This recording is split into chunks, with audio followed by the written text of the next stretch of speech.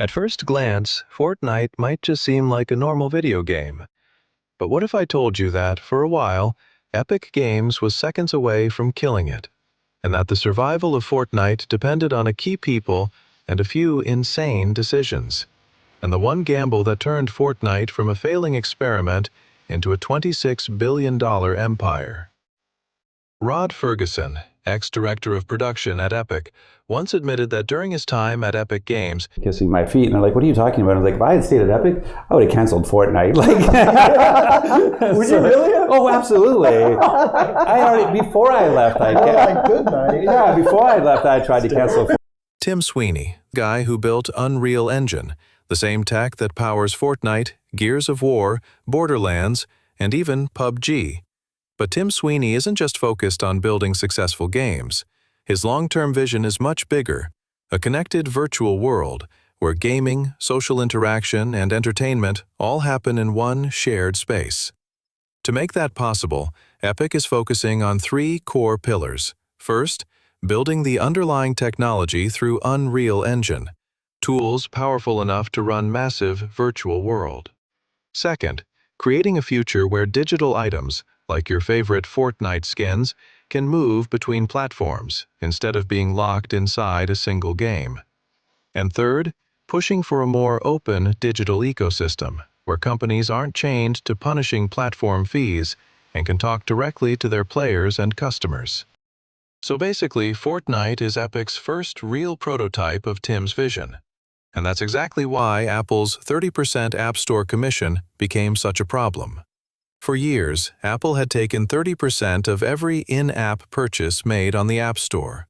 For Fortnite, that 30% is roughly around $300 to $350 million just from iOS in 2020. Epic said that money could be better spent on the game and the long-term metaverse. Tim Sweeney called Apple's system a monopoly tax, arguing that Apple had too much control over how developers sell content. The bigger issue was Apple's anti-steering rules. Epic wasn't even allowed to tell players they could buy V-Bucks cheaper outside the app. In simple terms, even if there was a better deal, Fortnite couldn't mention it. Epic decided to test those rules. In August 2020, Epic Games quietly pushed an update to Fortnite on iOS that added a hidden option, where players could buy V-Bucks directly through Epic's payment system, skipping Apple's 30% cut and paying a lower price, turning it into a viral meme targeting Apple's fee structure. Apple's response was immediate. Within hours, Fortnite was removed from the App Store. And Epic Games' Fortnite, popular game Fortnite, is gone from the Apple App Store. Tim Sweeney, the CEO of Epic, has complained and taken issue with the fee that Apple charges for the cost of having game. But Epic was ready for this.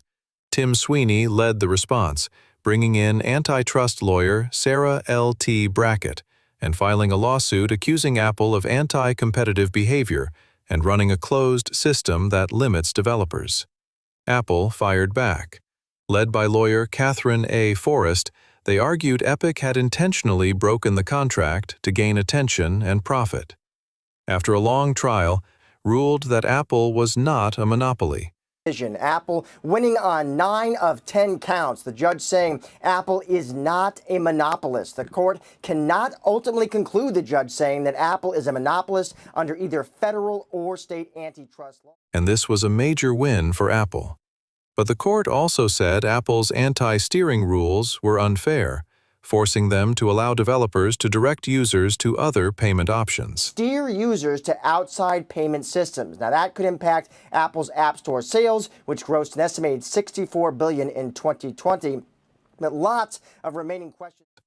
In the end, Epic still had to pay about $3.6 million of what they earned through the bypass because they violated the agreement.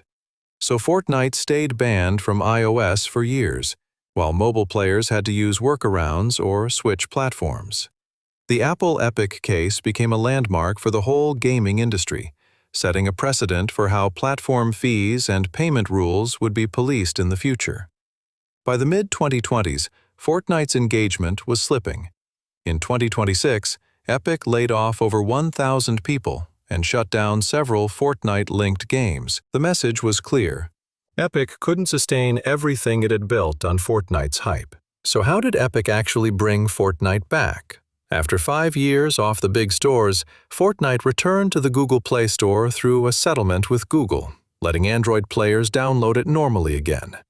Epic also launched its own mobile store app, so players on both Android and iOS could install Fortnite directly from Epic, bypassing many platform limits. Finally put Fortnite back in players' pockets and completed its mobile comeback. But the comeback didn't erase the past. Fortnite had nearly died twice, once internally when Rod Fergusson tried to cancel it, and once externally when Apple kicked it off the App Store. By 2026, Epic had learned the hard way. Fortnite can't be everything. Instead of endless experimental modes, Epic refocused on one core game, lighter seasons, and a smaller, more stable team. Today, Fortnite is still the heart of Epic's $26 billion empire. But now it's built on a simple rule. It's always one bad bet away from needing another near-death comeback.